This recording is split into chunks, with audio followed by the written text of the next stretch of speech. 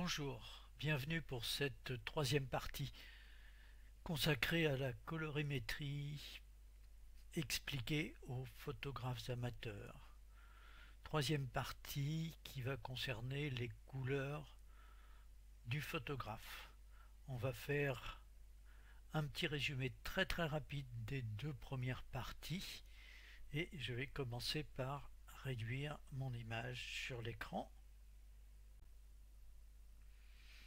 Avec la première vidéo, nous avons vu que la lumière émise par un objet éclairé est constituée uniquement de rayonnements électromagnétiques de différentes longueurs d'onde. La répartition de l'amplitude de ce rayonnement en fonction de la longueur d'onde est appelée spectre. Physiquement, il n'est pas question ici de couleur. La couleur de cet objet éclairé n'est que la façon dont l'œil et le cerveau interprètent le spectre complexe de la lumière reçue en le simplifiant considérablement par sa réduction aux trois grandeurs rouge, vert et bleu.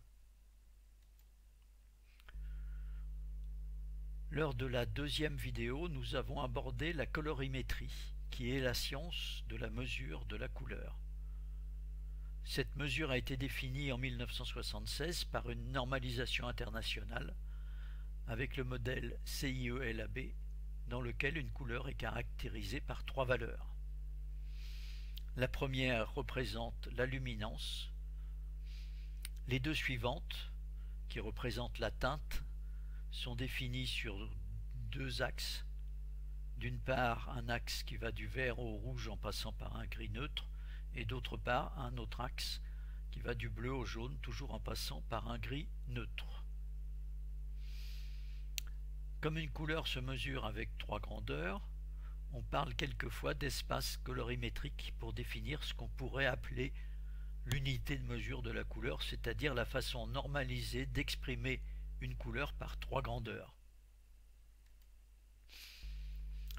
Pendant cette troisième partie, on va aborder un sujet qui va vous intéresser plus particulièrement, la couleur pour les photographes. En photographie numérique, le principal problème est la façon dont les différents matériels communiquent entre eux. Chaque matériel a sa façon propre de mesurer la couleur. L'appareil photo mesure un courant électrique associé à chaque élément ou pixel de son capteur. L'imprimante a besoin d'une information du nombre de gouttes et de la taille des gouttes de jaune, de cyan et de magenta pour chaque pixel. Un lien direct entre appareil et imprimante impliquerait par exemple que l'appareil photo connaisse les caractéristiques de toutes les imprimantes existantes et à venir, ou inversement que l'imprimante connaisse toutes les caractéristiques, toutes les façons de mesurer la lumière de tous les appareils photo existants et à venir. Il est donc important que chaque matériel, appareil photo, écran, imprimante et ordinateur, mesure les couleurs de la même façon, de façon à parler un même langage.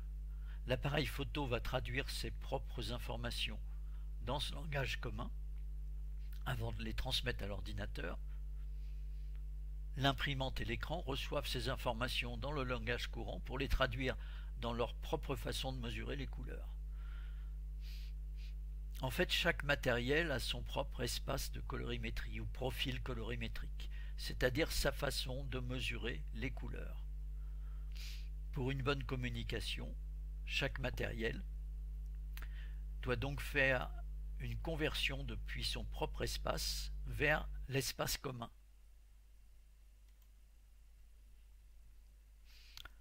Il aurait été bien que cette façon commune de caractériser les couleurs corresponde à la normalisation internationale, c'est-à-dire à l'espace CIE-LAB. Ça n'a pas été possible. À l'époque des premières photographies numériques, dans les années 90, la puissance de calcul des ordinateurs et les capacités de stockage étaient trop limitées pour cela. La communauté scientifique et le monde industriel de la photographie se sont donc basés sur 4 critères pour définir un espace commun. En premier lieu, ils ont décidé de travailler en RVB, les 3 grandeurs définissant une couleur étant les intensités relatives de rouge, de vert et de bleu. Ce qui est différent de la façon de caractériser les couleurs par l'espace CIE-LAB, dans lequel 2 grandeurs représentent la teinte et la troisième la luminosité. Les premiers processeurs des ordinateurs étaient structurés pour travailler sur 8 bits, grandeur élémentaire s'exprimant entre les valeurs 0 et 255. Leur puissance de calcul ne permettait pas de définir chaque couleur avec un nombre plus élevé, sur 16 bits par exemple. Un nombre inférieur à 8 bits aurait abouti à des effets de crénelage ou de marche d'escalier, comme on le voit par exemple pour le rouge en haut et à droite avec 3 bits par couleur, soit 3 niveaux.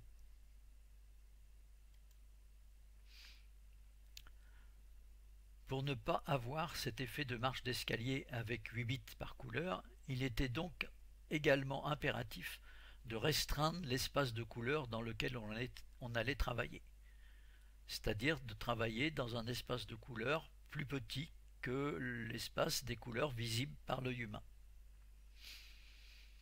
Ce n'était pas très grave car les moniteurs ou écrans d'ordinateur, les tubes cathodiques à l'époque, et les imprimantes n'étaient pas capables non plus de reproduire toutes les couleurs visibles par l'œil.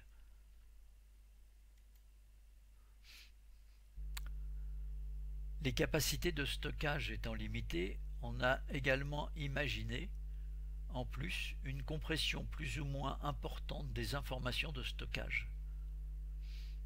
Avec une compression importante, on pourrait retrouver l'effet d'escalier comme le montre la petite partie d'une photo visualisée en bas et à droite. On voit la gouttière d'une maison et au-dessus un ciel bleu.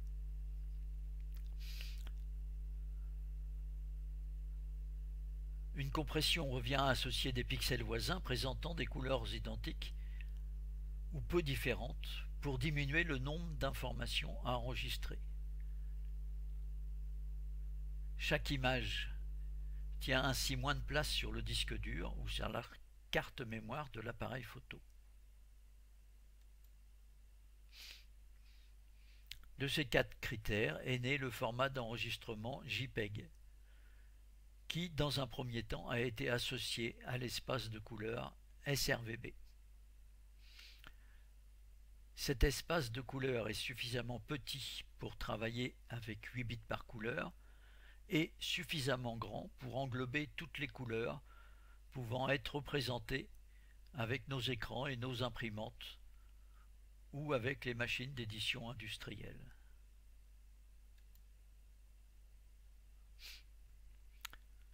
Le JPEG et l'espace de couleur sRVB sont devenus un standard. Monsieur Jourdain faisait de la prose sans le savoir. La grande majorité des photographes utilisent cet espace de couleur sans le savoir. Plus de 99%, pour ne pas dire 99,99% des photos présentes sur Internet sont en espace de couleur sRVB et en codification, en espace de couleur, sRVB et en codification JPEG. C'est devenu un succès et il est plus possible de changer puisque c'est la façon universelle de travailler, malgré le fait que le matériel informatique actuel pourrait imaginer d'autres façons plus riches d'enregistrer les informations des photographies.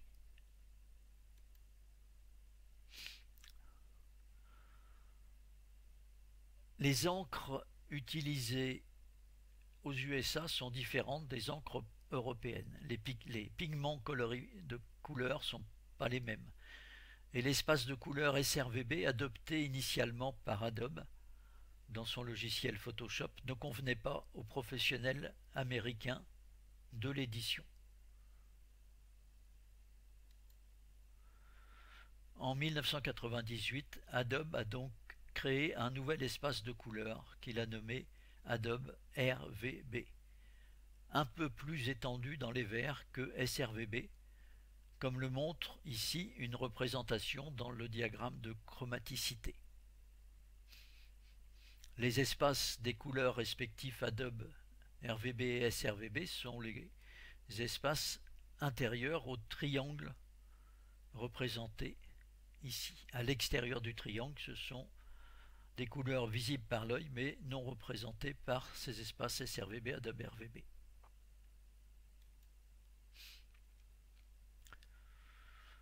Pour les photographes européens, ce profil Adobe RVB n'apporte pas grand-chose. D'une part, il n'est pas adapté au web, à Internet. Les écrans qui permettent de voir les quelques couleurs saturées supplémentaires sont relativement chers. Dans la nature, la plupart du temps, les couleurs vertes saturées qu'on peut photographier n'ont pas de valeur saturée et sont comprises dans l'espace sRVB. Le profil Adobe RVB n'est pas adapté aux encres européennes ou mal adapté. Par ailleurs, si vous observez une photo prise avec le profil Adobe RVB et que vous la visualisez avec un logiciel qui l'interprète comme étant en sRVB, les couleurs vont être changées et cette photo va vous paraître particulièrement fade.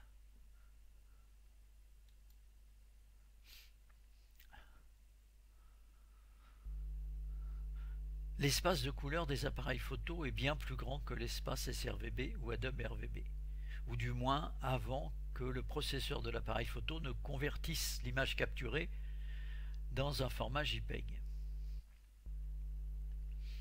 Et donc, il pourrait être intéressant de travailler d'une façon différente. Voici une représentation des teintes dans l'espace CE-LAB.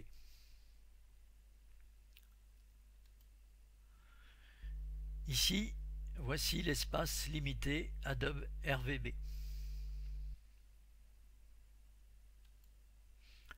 Ici, voici l'espace plus étendu d'un appareil photo, le Canon 5D Mark II par exemple.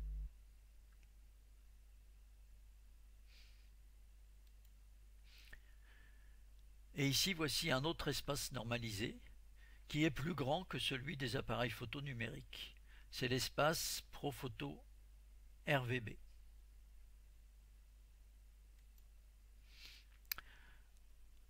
Donc comment faire pour récupérer toutes les informations étendues de couleurs issues du capteur?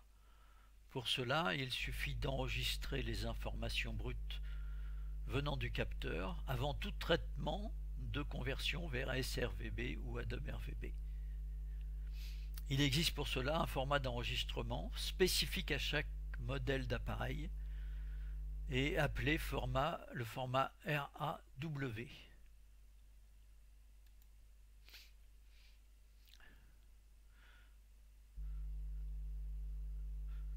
L'information enregistrée dans ce format est ensuite développée par votre logiciel préféré sur votre ordinateur pour être interprétée dans un espace de couleurs beaucoup plus étendu. Cet espace propre à chaque appareil photo est proche de l'espace normalisé appelé ProPhoto RVB. Cet espace plus étendu codifie chaque couleur sur 16 bits, soit 65 536 niveaux, ce qui laisse beaucoup plus de possibilités pour le traitement des photos que les 256 niveaux du format JPEG. Donc les différences entre le JPEG et le RAW. En haut, on va voir la façon dont on travaille en JPEG. Au départ, on numérise la photo avec le capteur. Le processeur informatique qui est présent dans l'appareil photo va développer cette image, va faire des calculs relatifs aux informations issues de chaque pixel pour transformer l'image et la présenter au format JPEG, et soit dans l'espace de couleur sRVB, soit dans l'espace de couleur Adobe RVB, selon la configuration de votre appareil photo. Et c'est cette information au format JPEG qui est enregistrée sur la carte mémoire avant d'être transférée sur le disque dur pour être classée. Lorsqu'on travaille au format RAW, en fait, on enregistre directement les informations issues du capteur sans aucun traitement. Ces informations sont enregistrées sur la carte mémoire. Il va donc falloir les développer. Elles ne sont pas visibles directement. Il va falloir les développer pour les visualiser, puis les enregistrer et les classer sur le disque dur de l'ordinateur. La différence entre les deux cas, c'est que le traitement, le développement de la photo est fait soit par le processeur qui est dans l'appareil photo, dans le cas du JPEG, soit par l'ordinateur, ultérieurement à la prise de vue, dans le cadre du format RAW. Voici une comparaison des trois espaces de couleurs dont on vient de parler.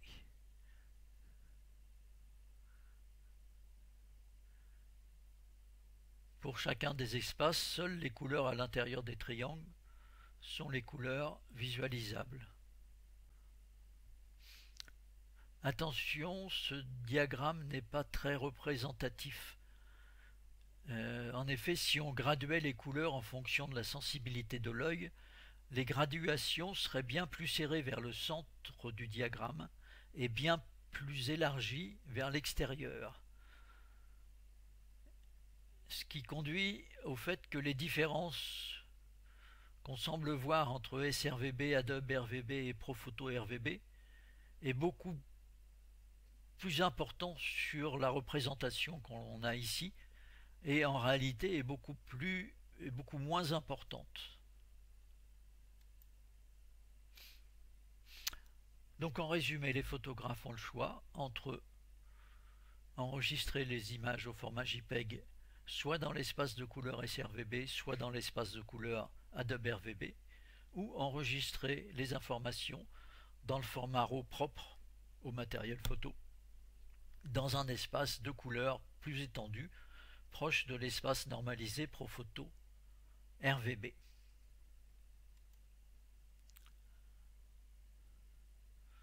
Donc l'espace colorimétrique unifié dont on parle ici, c'est une façon de mesurer les couleurs communes à tous les matériels de façon à ce que les échanges se fassent correctement. Un problème de couleur est bien souvent un problème de communication entre le matériel.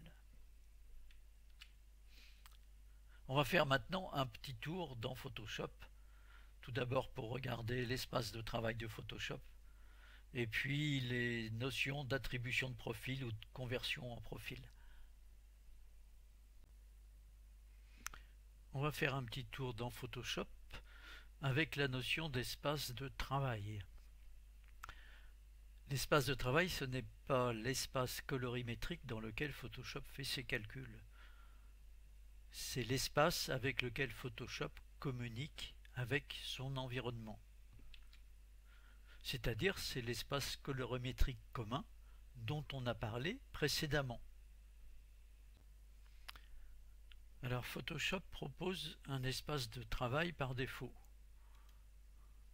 Cet espace de travail par défaut, vous pouvez aller le chercher dans Édition, Couleurs, et vous avez l'espace de travail par défaut. Vous pouvez choisir entre sRGB dont on parlait, Adobe RGB et Profoto RVB. Ne prenez jamais l'espace de travail du moniteur. En fait, vous avez le choix entre principalement ces trois-là. Je ne parlerai pas des autres choix possibles. Donc Profoto RVB, OK. Je vais maintenant ouvrir une image, fichier, ouvrir, et par exemple cette image-là, ouvrir Voilà, Photoshop me pose une question. Est-ce que je préfère le profil incorporé? Est-ce que je le convertis? Que veut dire cette question? Ça veut dire que Photoshop me dit on avait convenu d'un espace commun de travail qui est Pro Photoshop RGB ou RVB, c'est pareil, et tu me proposes d'ouvrir une photo dont l'espace de travail est le sRGB. Du coup, je ne sais pas quoi faire. Est-ce que je dois changer le profil de travail pour prendre celui de la photo que tu veux ouvrir, ou est-ce que je dois convertir les couleurs du document selon l'espace de travail selon lequel on avait choisi travailler? C'est pas gênant de changer l'espace de travail. En général, il faut choisir de préférence cette solution-là, c'est-à-dire préférer le profil incorporé à l'image. Donc je clique sur OK. Et là j'ai une image qui s'affiche. Et l'espace de travail de Photoshop, il est rappelé ici en bas à gauche. Si vous ne voyez pas l'espace de travail, vous cliquez en bas à gauche sur la petite flèche et vous cochez parmi les informations à afficher profil du document. Et on voit le profil du document qui est devenu le profil de travail pour cette photo-là. Je vais ouvrir une autre photo, fichier, ouvrir, et j'ouvre la deuxième photo, ouvrir. Même question que tout à l'heure, et je réponds préférer le profil incorporé à la photographie. J'ai ouvert une deuxième photo dont le profil incorporé est Adobe RGB. Alors d'où viennent ces deux photos? J'ai pris ces deux photos successivement au même endroit, au même moment, avec la même lumière, en changeant simplement les paramètres de mon appareil photo. Les paramètres par défaut, c'est-à-dire pour la première photo, celle-ci, j'ai dit à l'appareil photo de travailler en JPEG et avec l'espace de couleur sRGB, et pour la deuxième photo, j'ai dit à l'appareil photo de travailler toujours en JPEG mais avec l'espace de colorimétrique Adobe RGB. Alors première constatation,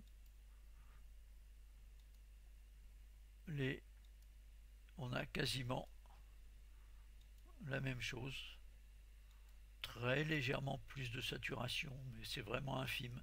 Je ne sais pas si sur votre propre écran vous voyez la différence, mais en fait entre la première photo et la deuxième photo, très peu de différence. C'est normal parce que a priori dans ce paysage de bord de mer il n'y a pas de couleur saturée,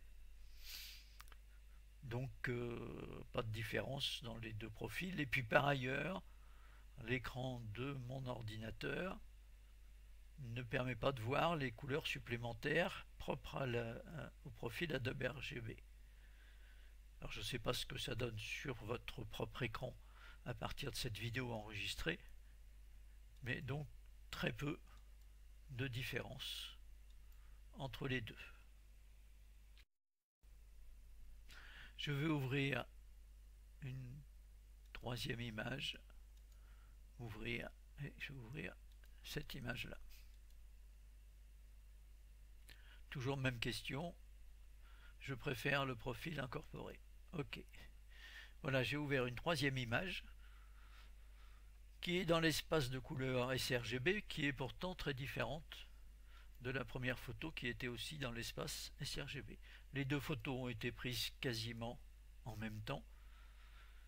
La seule différence pour cette photo-là, c'est que j'ai réglé différemment l'appareil photo en me mettant au format RAW et donc dans l'espace de travail élargi propre à mon appareil photo. Et j'ai fait un développement de cette photo dans le logiciel DxO.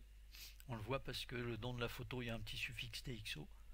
et il s'agit d'un développement par défaut, celui que j'ai configuré moi-même dans DxO, c'est-à-dire la façon dont DxO me développe toutes mes photos sans que j'ai rien d'autre à faire. Et donc j'ai une photo qui est différente, et c'est normal parce que le développement à partir des données brutes du capteur c'est fait ici par le logiciel DxO qui est sur mon ordinateur, alors que pour la première photo, le développement s'est fait dans l'appareil photo qui m'a converti toutes mes informations en images. J'aurais pu, dans l'appareil photo, choisir d'autres modes de développement. J'ai quelques choix de modes de développement. J'aurais pu choisir des couleurs plus vives, mais là j'ai choisi les couleurs les neutres proposées par l'appareil photo. Des différences donc relativement importantes. Avec la photo JPEG en SRVB, je pourrais bien sûr travailler cette photo là pour m'approcher de ce que je vois ici, et je préfère en faisant tout un traitement. Donc on ne va pas faire ici de traitement sur Photoshop, je l'ai déjà fait, et je peux accentuer aussi les couleurs dans mon image JPEG ici, mais j'ai un inconvénient. Si j'agrandis l'image dans le ciel jusqu'à, on va rester à 100% d'agrandissement, je vois que j'ai un ciel qui n'est pas uniforme. Il est pixelisé avec, j'ai juste quelques couleurs selon les pixels, quelques couleurs discrètes. C'est dû au fait que je travaille ici en JPEG, donc avec 8 bits par couleur, et quand je fais une accentuation,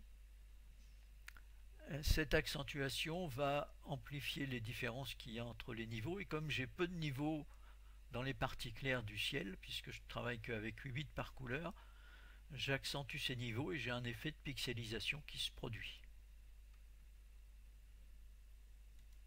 L'image d'origine et l'image avec cet effet de pixelisation.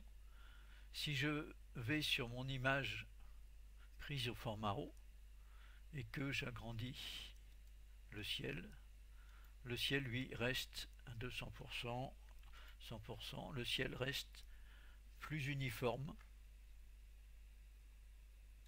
J'ai pas cet effet de pixelisation. C'est normal ici puisque je travaille avec beaucoup plus de niveaux par couleur, et donc je peux beaucoup plus travailler mon image et la développer avec des accentuations dans le ciel, par exemple dans le contraste du ciel, que je ne pouvais le faire avec l'image JPEG d'origine. Donc on va revenir adapter à l'écran. Voilà l'image mal développée ici, donc je peux revenir en arrière dans l'historique. Voilà l'image JPEG SRVB, et voilà l'image convertie aussi en JPEG SRVB, mais à partir d'une photo RAW. À partir d'une photo RAW, j'ai beaucoup plus de possibilités pour travailler l'image et pour traiter l'image.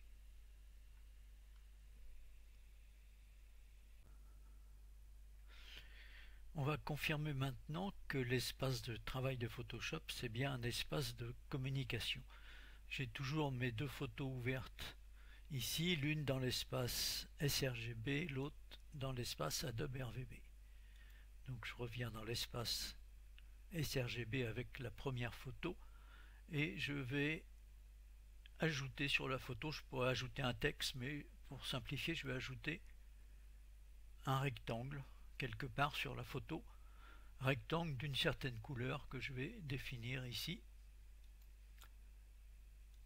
et ici, et j'ai un sélecteur de couleurs qui est le même quand on fait la sélection par les couleurs de premier plan et d'arrière-plan. Ici j'ai un sélecteur de couleurs dans lequel je peux définir des couleurs, et imaginons que je veuille définir une couleur par les valeurs RVB, c'est-à-dire par exemple je vais mettre 200 en rouge, 100 en vert et 50 en bleu. Ça va me donner un rouge brique qui est ici. Je clique sur OK et je dessine un rectangle qui est de la couleur sélectionnée. Je vais dans la deuxième photo sous Adobe RVB. Je clique toujours sur la couleur du fond et je vais la choisir. Je vais choisir les mêmes valeurs RVB, c'est-à-dire 200, 100 et 50. Je clique sur OK. Je définis mon rectangle et maintenant je vais comparer mes deux photos. Eh bien, la couleur que j'ai ajoutée n'est pas la même.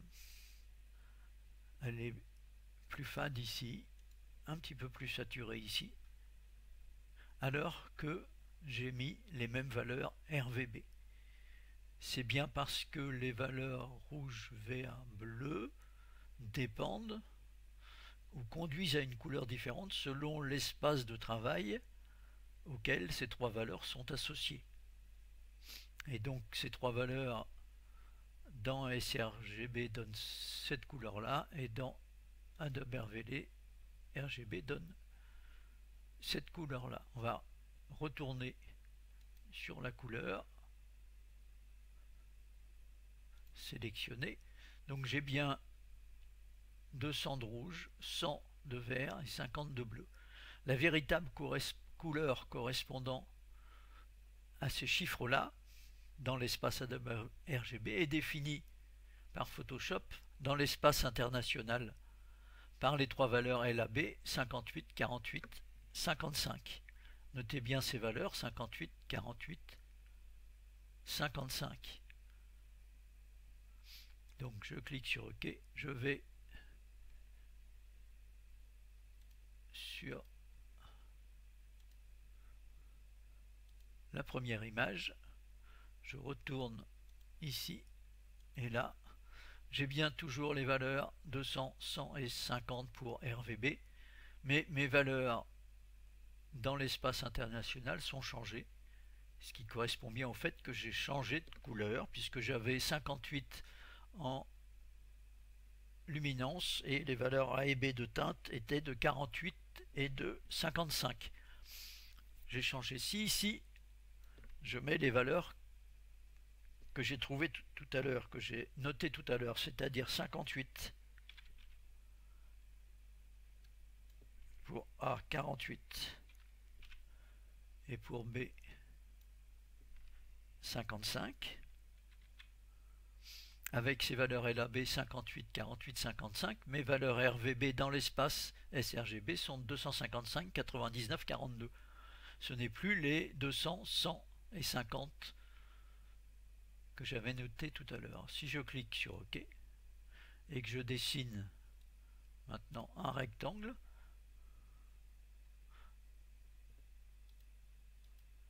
les couleurs de ce rectangle vont plus correspondre à celles qui sont dans l'espace ici.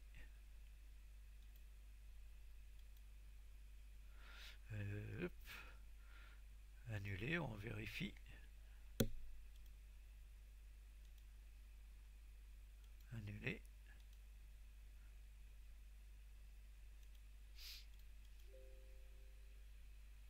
Voilà. Donc, une même couleur s'exprime par des valeurs RVB différentes selon l'espace colorimétrique auquel elles sont associées. Si c'est RGB ou Adobe RV, on aurait la même chose avec Profoto RVB.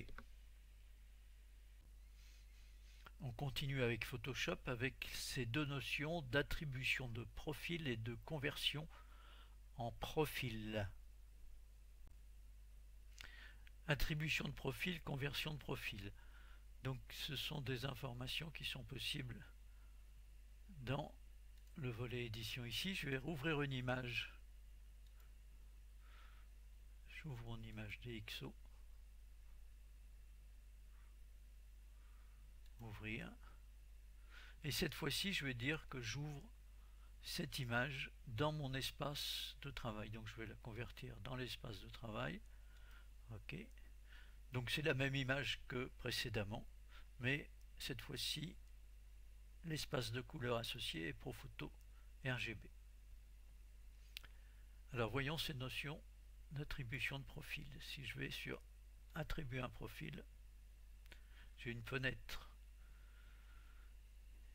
qui s'ouvre ici et je peux très bien changer le profil de ma photo. Mais si je le fais, je vais pas le faire, je vais simplement cliquer sur aperçu ici, passer de Profoto à sRGB. Si je le fais, je change considérablement mes couleurs. Je clique ou non sur aperçu, je change beaucoup mes couleurs.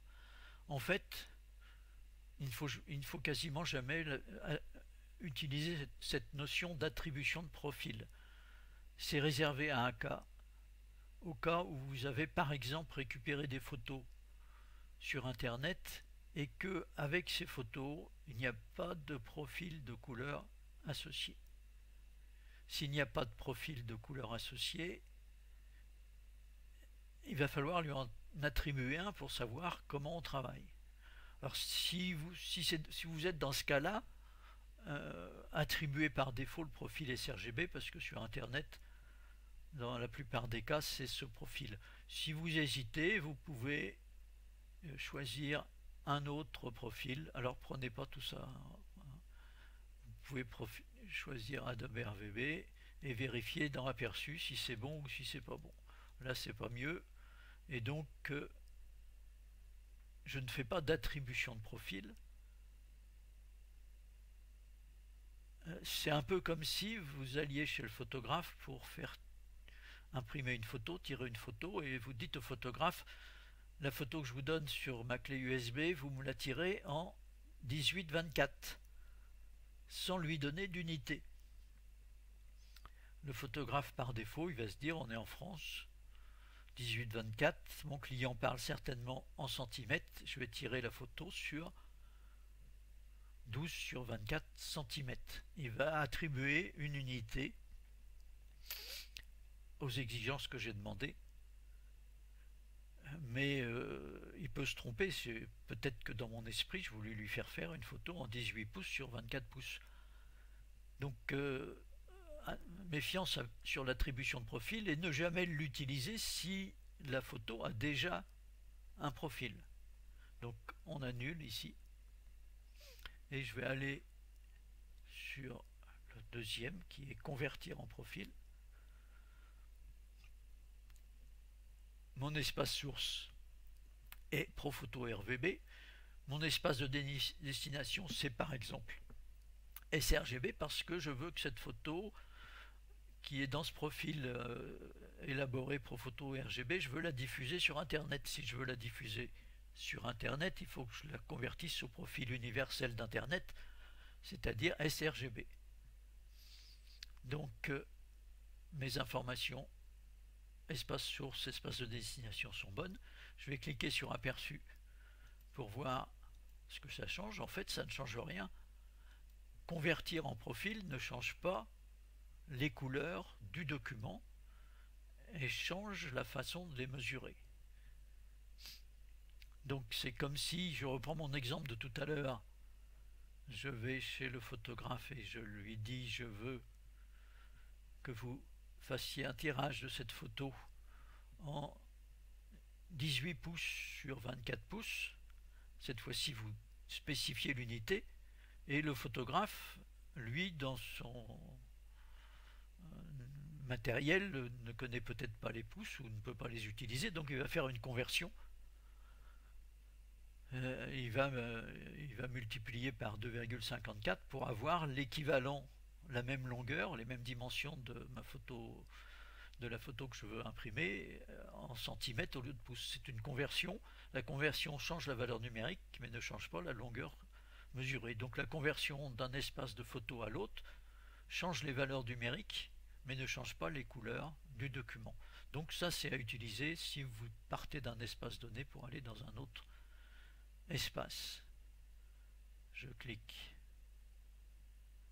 sur OK et là j'ai bien changé d'espace colorimétrique. Il est affiché en bas à gauche et j'ai toujours ma photo d'origine.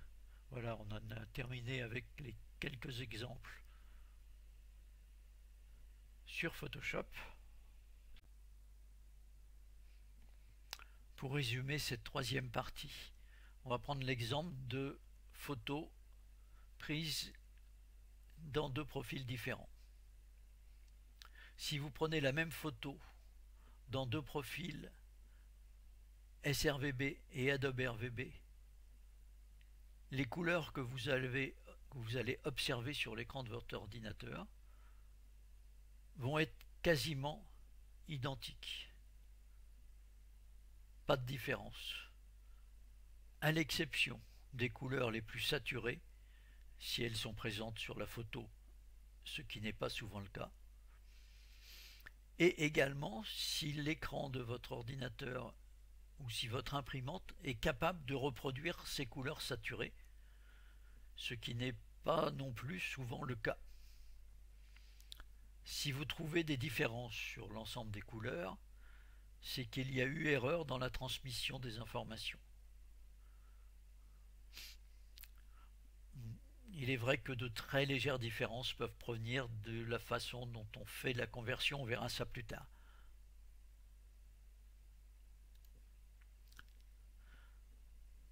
Troisième cas, si vous prenez la même photo que précédemment, dans le format RAW et donc dans l'espace de couleur ProPhoto RVB, vous allez toujours avoir des différences sur les couleurs les plus saturées si elles sont présentes sur la photo, et si votre écran ou votre imprimante est capable de la reproduire, mais les images vont être différentes du cas précédent parce que le développement de la photo se fait dans un cas par l'appareil photo et dans l'autre cas par le logiciel de l'ordinateur. Et donc les développements étant différents, il est logique que vous trouviez un résultat relativement différent. Mais c'est pas dû à l'espace de couleurs, c'est pas dû